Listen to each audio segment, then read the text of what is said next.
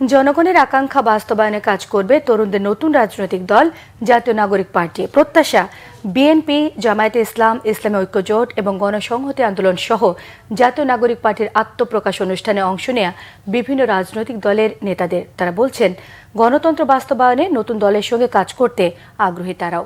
আল মাসুম সবুজের ক্যামেরায় বিস্তারিত জানাচ্ছেন নাবিল জাহাঙ্গীর।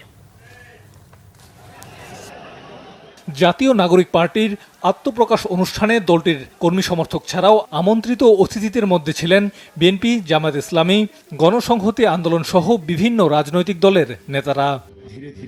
জনগণের আকাঙ্ক্ষা বাস্তবায়নে নতুন রাজনৈতিক দল কাজ করবে প্রত্যাশা জানালেন বিএনপির সিনিয়র যুগ্ম মহাসচিব রুহুল কবির রিজভী।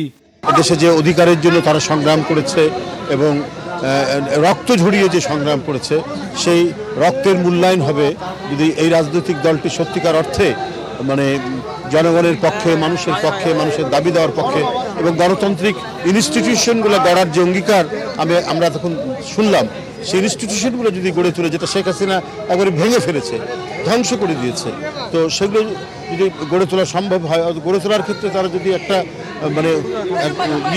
শক্তিশালী ভূমিকা রাখে, তাহলে এটাই হবে স্বপ্নের বাংলাদেশ, এটাই হবে একটা সত্যিকারের যে প্রত্যাশা জনগণের, সেই প্রত্যাশিত বাংলাদেশ। তরুণদের নতুন দলের সাথে গণতন্ত্র প্রতিষ্ঠায় একসঙ্গে কাজ করার প্রত্যাশা জামায়াত ইসলামের সেক্রেটারি জেনারেল মিয়া গোলাম পরোয়ারের।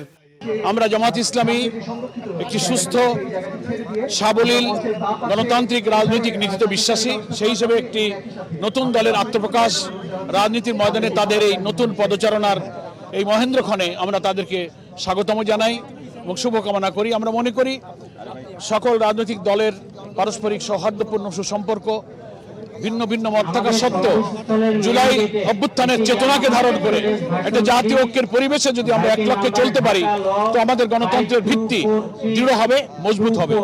এছাড়াও এতে অংশ নেন গণসংহতি আন্দোলন, ইসলামী ঐক্যজোট, খেলাফতে আন্দোলন, খেলাফতে মজলিস, Labour Party, National Peoples Party সহ বিভিন্ন রাজনৈতিক দলের নেতারা।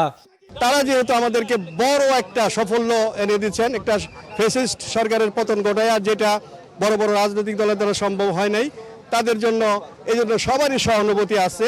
আল্লামা মামুনুল সাহেবের পক্ষ থেকে আমরা এই নতুন রাজনৈতিক দলকে অভিনন্দন জানাচ্ছি।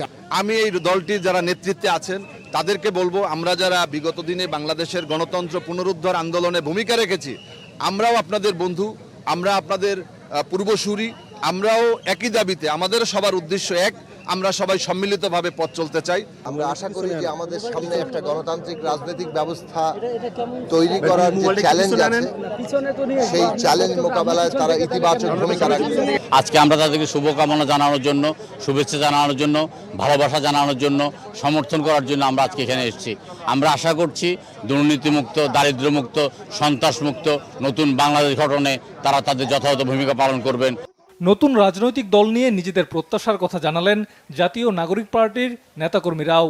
নতুন যে রাজনৈতিক দল হিসেবে তারা আত্মপ্রকাশ করছে আজকে, এটি অবশ্যই জনমানুষের যে আকাঙ্ক্ষা, সেটির প্রতিফলন হিসেবেই তাদের আত্মপ্রকাশটি করতে যাচ্ছে। প্রচলিত যে রাজনৈতিক ধারা, সেই ধারা থেকে বেরিয়ে এসে আমরা একটি মর্যাদাভিত্তিক গণতান্ত্রিক রাষ্ট্র প্রতিষ্ঠার বিনির্মাণে তরুণরা কাজ করবে, সেই প্রত্যাশায় আমাদের আজকে এই নতুন রাজনৈতিক দলের আত্মপ্রকাশ। সেই স্পিডই থাকবে যে কিভাবে এই দেশটাকে আমরা আসলে সুন্দর করতে পারি। আমাদের স্লোগানই হচ্ছে যে দেশে আমাদের ফার্স্ট, বাংলাদেশে ফার্স্ট। আমাদের জায়গা থেকে সর্বোচ্চভাবে প্রস্তুতি আছে এবং মানসিকভাবে, সাংগঠনিকভাবে আমরা প্রস্তুত নির্বাচনে লড়াই করার জন্য। আমরা বিশ্বাস করি সকল জনগণ যখন আমাদের সঙ্গে যুক্ত হবে, তখনই আমাদের এই যে নতুন রাজনৈতিক দল, এটি আকাঙ্ক্ষা পূরণের জন্য অনেক দূর এগিয়ে যাবে। জুলাই গণ অভ্যুত্থানের সামনের সারি থেকে নেতৃত্ব দেয়া তরুণদের হাত ধরে নতুন এই রাজনৈতিক দল জাতীয় নাগরিক পার্টির আত্মপ্রকাশ। ভোটের মাঠে নতুন এই দল কেমন করবে সেটি এখন দেখার বিষয়। নাবিল জাহাঙ্গীর, বাংলা ভিশন, মানিক মিয়া এভিনিউ, ঢাকা।